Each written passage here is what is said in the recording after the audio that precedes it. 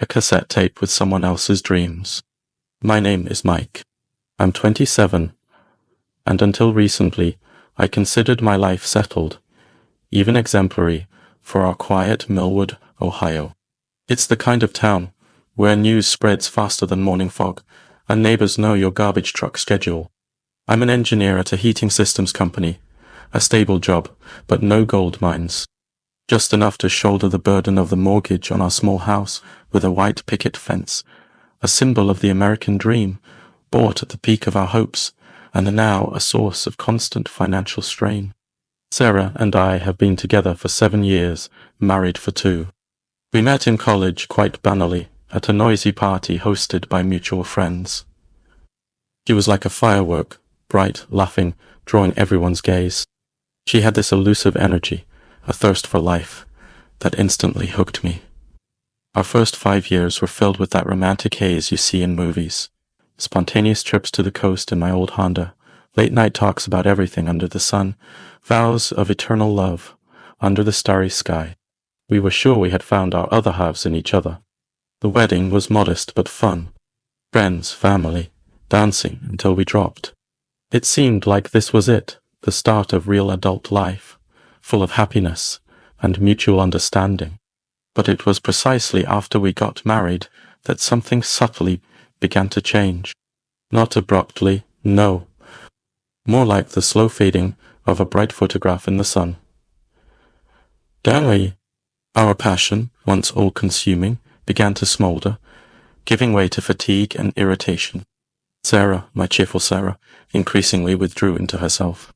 She worked as an accountant at a large regional firm. A stressful, demanding job, and for a long time, I attributed her mood swings to that. Besides, the financial pressure was becoming more intense. The mortgage, utility bills, car repairs that always happened at the wrong time, all this created an oppressive atmosphere. Our conversations increasingly boiled down to discussing the budget, what we could cut back on. The romance evaporated, leaving an aftertaste of anxiety and mutual reproaches. Intimacy. It had almost disappeared. Before, we couldn't get enough of each other. Now, closeness became a rare event, almost a favor on her part. Tired, headache, have to get up early tomorrow. These phrases became the familiar refrain of our evenings. I tried to talk, to get her to be honest. Sarah, what's going on? Are we okay? I'd ask, feeling an invisible wall growing between us. She would just brush it off. Everything's fine, Mike. Just tired. A tough period at work. But her eyes said otherwise. A kind of melancholy, a detachment I hadn't noticed before, had settled in them. I knew Sarah had a difficult childhood. Her father left the family when she was a teenager, leaving her with her mother and a pile of insecurities.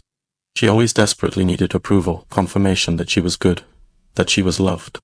Perhaps the financial difficulties and the routine of marriage awakened old fears in her, feelings of insecurity. She started paying more attention to her appearance, new hairstyles, brighter makeup, clothes I hadn't seen her wear before. I chalked it up to an attempt to cheer herself up, not giving it much thought. About 6 months ago, Dan started appearing frequently in her stories about work. Dan, her colleague, department head, or something like that. He was about 10 years older, divorced, as far as I remembered from her words. Charismatic, self-confident, always ready to help. Dan is so smart. He's so supportive. Dan advised me how best to do this report. Dan and I stayed late discussing a new project. At first, I didn't pay attention. Colleagues, work stuff. I trusted Sarah. At least, I wanted to believe I did. But gradually, his name started coming up too often. Sometimes it seemed to me that her voice, when she spoke about Dan, held hints of admiration previously reserved for me. I pushed these thoughts away, called myself paranoid. Jealousy is for insecure men, I told myself. But the worm of doubt had already settled inside. One evening, while watching some movie, she received a message. She quickly glanced at the screen and put the phone down. But I managed to notice how her face changed. A shadow of embarrassment, almost guilt. flickered across it. "Who's that?" I asked as casually as possible. "Oh, Dan." "About work," she replied quickly, not looking at me. Then there were other small things. She started staying late at work more often, sometimes coming home with the faint smell of someone else's perfume, which she blamed on someone in the office wearing too much. She started hiding her phone, putting it on silent mode when she was home. If I approached while she was texting, she would quickly turn off the screen or switch apps. These were all tiny red flags that I stubbornly ignored, afraid to see what they foreshadowed. One day, coming home early, I found her talking on the phone in the backyard. She stood with her back to me, speaking quietly, but excitedly. I heard a snippet of a phrase. "No, he doesn't suspect anything. Yes, I miss you too." When she turned and saw me, she flinched and quickly ended the call. "Mom called," she said, but her darting eyes and flushed cheeks screamed otherwise. That evening, I seriously wondered for the first time, what if my trust is blind? What if behind the facade of our normal marriage, something terrible is hidden? I lay awake that night, listening to Sarah's steady breathing beside me, feeling a cold fear grip my heart. I still loved her, desperately wanted to believe that all my suspicions were just the product of fatigue and stress. But intuition, that primal instinct, whispered to me that the storm was already close. I just didn't know yet how destructive it would be. The cracks in the facade of our life were becoming more noticeable, and I feared the day it would finally collapse. Chapter 2. The cassette tape of someone else's dreams and shattered reality. The following weeks passed in a fog of anxiety and suspicion. I started noticing more inconsistencies, more strange things in Sarah's behavior. She became even more distant, yet sometimes showed bursts of unnatural affection, as if trying to atone for some guilt. Our conversations became superficial. We avoided any topics that could lead to conflict or honesty. The house, which should have been our fortress, turned into a minefield where every careless step could lead to an explosion. I felt like a detective in my own life, and it was disgusting. I started paying attention to her expenses.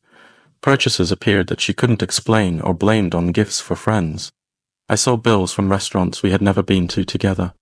I tried to talk about it, but hit a wall of irritation or tears. "Mike, don't you trust me? Are you spying on me?" she accused, and I backed down, feeling guilty, even though intuition screamed I was on the right track. The climax came one grey Saturday. Sarah had left to meet a friend, and I decided to tidy up the garage, an activity that always helped me sort out my thoughts. The garage was cluttered with all sorts of junk. Old tools, boxes of college stuff, seasonal clothes. Sorting through one of the back shelves, buried under some magazines and rags, I stumbled upon a dusty cardboard box labeled Sarah, Treasures. It was her box of childhood and teenage things, which she brought from her mother's house when we moved in together. I opened it out of sheer curiosity. Inside were old photos, a teddy bear with a torn ear, a diary with a lock, keyless of course, some pins, movie tickets, and among all this, several old audio cassette tapes. One of them caught my eye. On it, in Sarah's childish handwriting, was written, "My dreams and secrets. Do not listen." Smiling at this childhood naivety, I almost put the cassette aside. But something stopped me. Some inexplicable force made me pick it up. In the corner of the garage sat a dusty old cassette player that I had meant to throw out but never got around to. I blew the dust off it, found an outlet, inserted the cassette, and pressed play. Then, burst, there was crackling and hissing, and then the thin, high-pitched voice of teenage Sarah. She excitedly talked about how she would become a famous actress, travel the world, meet a handsome prince who would cherish her. I listened and smiled, remembering that young, dreamy girl I fell in love with. Then the voice got a little older. Notes of doubt appeared, reflections on first love, on disappointments. I was about to turn it off, thinking there wouldn't be anything else interesting, when suddenly the recording cut off, and then another voice came on. Sarah's voice, but adult Sarah, and not alone. She was talking to a man. To Dan. My heart plummeted somewhere deep inside. I froze, unable to believe my ears. This wasn't an old recording. It was something recent. Apparently, she had used the old cassette to record something new, perhaps some personal audio diary, or their voices were quiet, intimate. They weren't talking about work. They were talking about each other. I can't do this anymore, Dan, Sarah's voice whispered, full of tears. Mike suspects something. I can feel it. Shh, baby, shoo, answered his calm, confident voice, the same one I'd heard on the phone when he supposedly called her about work. It'll be okay. He won't find out anything. We'll be careful. But how? How will we be careful? I'm scared. What are you afraid of? That he'll find out? Or that you've realized you're better off with me than with him? There was a self-satisfied smirk in his voice. Dan, don't say that. Mike, he's good. He doesn't deserve this. Good? He doesn't appreciate you. Always busy with his blueprints. Always whining about money. Does he give you what I give you? Does he make you feel desired? Alive? Silence. Heavy, filled with unspoken agreement. And then Sarah said the words that completely pulled the rug out from under me. Dan, I think I'm pregnant. A pause. Then his voice, now without his previous confidence, with notes of panic. Are you sure? How is that possible? I don't know. We used protection, almost always. But the test, 2 lines, Dan dat wine. Damn it. Sarah, do you realize what this means? Mike, he'll know the baby isn't his. You too. You haven't had anything for a long time. You said so yourself. I know. Dan, what should I do? Her voice broke into a sob. Okay, calm down. We need to think. Maybe the test was wrong. Take another one. And meanwhile, don't say anything to Mike. Not a word. Got it? Got it, she whispered. The recording ended. The player clicked off, and a deafening silence hung in the garage, broken only by the pounding of my own heart, which felt like it was about to burst from my chest. I sat on the cold concrete floor, clutching that damned cassette, and the world around me crumbled. Pregnant. Dottie. Not by me. By Dan. Her colleague. The man she spoke of with admiration. The man who comforted her while I racked my brain, trying to save our marriage. A wave of emotions flooded me. Shock, disbelief. A sharp, cutting pain of betrayal. And then, rage. Blind, all-consuming rage at both of them. At her, for the lies, for the affair, for trampling everything we had. At him, for intruding into our lives, exploiting her vulnerability, destroying my family. And at myself, for being such a blind idiot. I don't remember how I got out of the garage. I only remember clenching the cassette in my hand, so hard my knuckles turned white. I paced the empty house like a wounded animal, unable to find peace. Every object reminded me of Sarah, of our past life, which now seemed like a fake, a deceitful play. I waited for her return. The hours dragged on agonizingly. The rage gradually gave way to icy devastation. I didn't know what I would say to her, how I would look her in the eyes. Only one question spun in my head. How could you? When the key turned in the lock, I was sitting in the living room, in the semi-darkness. Sarah entered, smiling her usual, slightly tired smile. Hi, honey, I'm so cold. My friend dragged me for a walk in the park. She began to chirp, taking off her coat. I remained silent.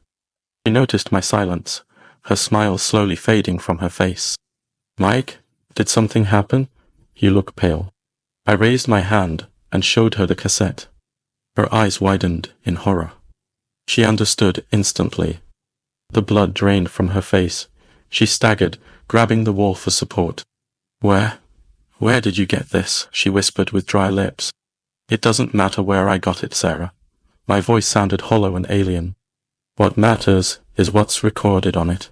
What matters is that you're pregnant, and not by me. Silence hung in the room, so thick you could almost touch it. Sarah looked at me with eyes full of fear and desperation. The facade had crumbled. The game was over. Only the naked, ugly truth remained. Chapter 3: Shards of the Future and Choosing a Path. The silence in the room was ringing. Sarah stood by the wall, pale as a sheet, her eyes darting around the room, avoiding my gaze. She was silent, and this silence was worse than any scream, any excuse. It was an admission. "Say something, Sarah," I demanded, my voice trembling with a mix of pain and anger. "At least lie again. Try. You were pretty good at it." She slowly raised her tear-filled eyes to me. "Mike, I'm sorry," was all she could manage. Her voice was barely audible. "Sorry." I scoffed bitterly. Sorry is when you accidentally step on someone's foot. But this isn't sorry, Sarah. This is betrayal. You lied to me for months. You sleep with another man in our bed. Tell me. She flinched at my tone, but didn't answer. Tears streamed down her cheeks, leaving dark tracks on her foundation. Answer me. I raised my voice, not recognizing myself. The rage I had tried to contain burst out. "No, not in ours," she stammered. "We met, in hotels, sometimes at his place." "Oh, so you even picked out locations. How thoughtful." Sarcasm dripped from every word. "And how long has this been going on?" She was silent, staring at the floor. "Sarah, I'm asking, how long?" Almost a year," she whispered, and the admission hit me like a physical blow. A year. For a whole year, she had lived a double life. For a year, she had looked me in the eyes and lied. For a year, I had been a blind idiot. A year, I repeated, feeling everything inside me break. "And the baby? How far along?" I found out a week ago. I didn't know what to do. I wanted to tell you, really." "Tell me what?" "That you're carrying your lover's child. And what did you propose we do? Raise it together? Pretend it's my child?" I was shaking with disgust. I don't know, Mike. I was confused." She finally burst into tears, sliding down the wall to the floor. "Everything piled up. Work money, you became so distant. And Dan, he listened to me, he understood. Understood. He used you, Sarah. He saw you were vulnerable, and he just took advantage. And you let him. Maybe so. But it felt like he loved me. Like he needed me." Her words drowned in sobs. I looked at her, sitting on the floor, so pathetic and broken, and for the first time in hours, I felt not rage, but a deep black emptiness. The love I had felt for her had turned to ash. Only bitterness remained, and the realization that the past couldn't be undone. "Get up, Sarah," I said, surprisingly calm. My anger had run out, leaving a scorched wasteland behind. She looked at me in surprise, wiping her tears. Slowly, she stood up. "Pack your things," I said, just as evenly. "What? Mike, no. Please, don't kick me out. Let's talk. We can fix this. I'll break up with Dan. I'll do anything you say, please." She stepped towards me, reaching out. I stepped back, as if from a leper. "Fix this? Do you seriously think this can be fixed, Sarah? You carried another man's child under my roof. You lied to me for a year. What trust? What love? Everything is destroyed. There's nothing left between us." "But the baby," she whispered. "The baby is his problem. Dan's. And yours, not mine." I cut her off. Each word was difficult, but I knew I had to say it. "I can't. I won't be able to live with you, knowing all this. I won't be able to look at you every day and not remember your betrayal. I won't be able to raise someone else's child, pretending to be his father. Leave, Sarah. Please, Jara, please just leave." She looked at me for several long moments, her face contorted with pain and despair. Then she slowly nodded, broken. "Okay," she whispered. "I'll leave." She silently went into the bedroom. I heard her opening the closet, the rustle of clothes, the clicks of suitcase latches.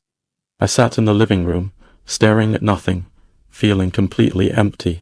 Part of me wanted to run after her, scream, cry, maybe even hit. Another part understood that this was the end. A painful, ugly, but inevitable end to our story. An hour later, she came out with a small suitcase and a bag. She stopped in the doorway, looked at me one last time. "I loved you, Mike. I really did," she said quietly. "I loved you too, Sarah," I replied, not looking at her. "Goodbye." She stood for another second, then opened the door and left. The front door slammed shut, and silence reigned in the house. But it was a different kind of silence now. Not the tense silence, full of unspoken things, but the deafening silence of emptiness, the silence of a collapsed life. The following days and weeks blurred into one grey nightmare. I filed for divorce. Sarah didn't object. Everything went surprisingly quickly and quietly, as if she too wanted to turn this page as soon as possible. We sold the house, split the money. I rented a small apartment on the other side of town. I saw Dan once. Ran into him accidentally at the supermarket. He tried to say something, apologize, but I just walked past him. Looking at him was unbearable. I heard from mutual acquaintances that Sarah had a baby boy, that she is living with Dan. Whether they are trying to build a family or if it's just a temporary refuge for her, I don't know. And honestly, I don't want to know. It's too painful. I threw myself into work, trying to fill the void inside with something meaningful. Started going to the gym, meeting up with old friends I'd neglected during the marriage. Gradually, life began to get back on track, but the scar on my heart remained. Sometimes, at night, I dream of Sarah, the old Sarah, the one I loved. We're laughing, walking, making plans for the future. And then I wake up in my cold, empty apartment and reality hits me with renewed force. The betrayal of a loved one is a wound that takes a very long time to heal. Perhaps it will never fully heal. I don't know if I'll ever be able to trust someone so completely again. If I'll be able to build a new relationship. Right now, it feels like I won't. The fear of being deceived again, of experiencing that devastating pain again, is too strong. But I'm living, breathing, working, meeting friends, trying to find new meanings. I don't know what lies ahead, but I know for sure that I will never let myself be blind again. And I will never again ignore those quiet voices of intuition that tried to warn me about the cracks in the facade of a perfect life until it finally collapsed, burying my past under the rubble. The path to healing is long, and I am only at the very beginning. What would you have done in the author's place? And do you think the author acted correctly in this situation?